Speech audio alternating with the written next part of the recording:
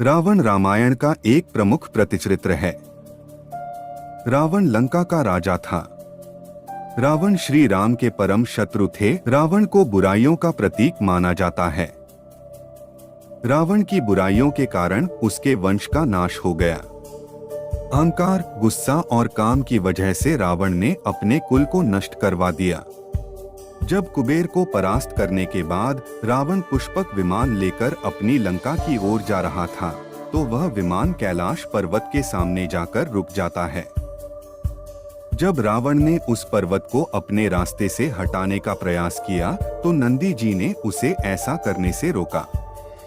तब रावण नंदी जी का अपमान करते हुए उन्हें अपने रास्ते से हटने को कहा। नंदी जी की बात को नकारते हुए रावण कैलाश पर्वत को खिसका ही रहा होता है कि तभी भगवान शिव अपने पैर के अंगूठे को पर्वत के ऊपर रख देते हैं, जिस कारण पर्वत के नीचे रावण के हाथ कुचल जाते हैं। दर्द के कारण दशानन इतनी जोर से दहाड़ मारता है कि उसका नाम रावण पड़ जाता है। अंत में शिव ने न केवल रावण को माफ कर दिया, बल्कि उसे एक अजेय तलवार भी प्रदान की। चूंकि रावण रोया था, इसलिए उसे रावण नाम दिया गया, जो रोया। तमिल शैव रचना तेवर में रावण ने अपना एक सिर काटकर उससे एक वीणा बनाई।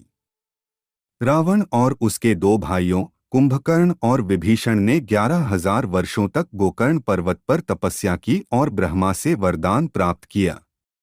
यही नहीं, आयुर्वेद, ज्योतिष और तंत्र विद्या में उसने ज्ञान प्राप्त किया। रावण की ताकत का अंदाजा इसी बात से लगाया जा सकता है कि मायावी शक्ति के कारण रावण ने कई देवताओं को बंदी बनाया था। तपस्या के दौरान रावण ने शिव को प्रसन्न करने के लिए बलिदान के रूप में अपना सिर 10 बार काटा। हर बार जब वो अपना सिर काटता था, तो उसके धड़ में एक नया सिर लग जाता था, जिससे उसने अपनी तपस्या पूरी की और अंत में भगवान शिव ने उसकी तपस्या से प्रसन्न होकर उसे वरदान दिया। रावण को कई नामों से जाना जाता है। सोने की लंका के स्वामी होने के कारण रावण को लंकेश या लंकापति के नाम से जाना जाता था। 10 सिर होने के कारण रावण को दशानन भी कहा जाता था। कुछ विद्वानों अनुसार रावण 6 दर्शन और 4 वेद का ज्ञाता था, इसलिए उसे दसकंठी भी कहा जाता था। रावण सोने की लंका और पुष्पक विमान जैसी अद्वितीय संपदाओं का स्वामी था। इतना ही नहीं, रावण ने शिव तांडव स्तोत्र की रचना करने के अलावा अन्य कई तंत्र ग्रंथों की रचना की। रामायण के एक मुख्य पात्र रावण को हम सभी आज इसी नाम से जानते हैं। लेकिन क्या आप जानते हैं कि उसका यह नाम कैसे पड़ा? आइए जानते हैं।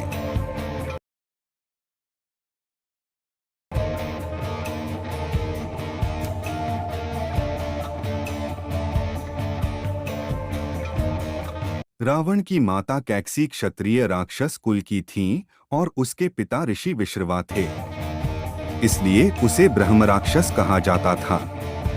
वाल्मीकि रामायण के अनुसार रावण ही नहीं, मुनि का पोता, ज्योतिष और तंत्र विद्या में उसने ज्ञान ज्ञानी ब्राह्मण था। रावण की चारों वेदों का ज्ञान बचपन से लगाया जा सकता है कि मायावी शक्ति के कारण रावण ने कई देवताओं को बंदी बनाया था। इसके बाद भगवान राम और रावण का युद्ध कुल 8 दिनों तक चला था, लेकिन कुछ मान्यताओं के अनुसार यह भी बताया जाता है कि यह युद्ध 84 दिनों तक चला था। आपको बता दें कि जब यह युद्ध शुरू हुआ, तो कई कोशिशों के बाद भी रावण को हरा पाना असंभव था। पौराणिक कथा के अनुसार भगवान राम और लंकापति रावत के मध्य भयंकर युद्ध हुआ था। ये युद्ध आश्विन मास की शुक्ल पक्ष की तृतीया तिथि से आरंभ हुआ था और दशमी की तिथि पर भगवान राम ने रावण का वध किया था। राम से लक्ष्मण को रावण ने शिक्षा लेने को कहा, क्योंकि राम भी जानते थे कि रावण इस संसार के नीति, राजनीति और शक्ति के महान पंडित थे। इसलिए राम ने लक्ष्मण से कहा कि तुम रावण के पास जाओ को उससे जीवन से जुड़ी ऐसी शिक्षाएं प्राप्त करो जो तुम्हें और कोई नहीं दे सकता है। राम ने हनुमान, विभीषण और वानर सेना की सहायता से रावण के सभी बंधु बांधवों और उसके वंशजों को पराजित किया तथा लौटते समय विभीषण को लंका का राजा बनाकर अच्छे शासक बनने के लिए मार्गदर्शन किया।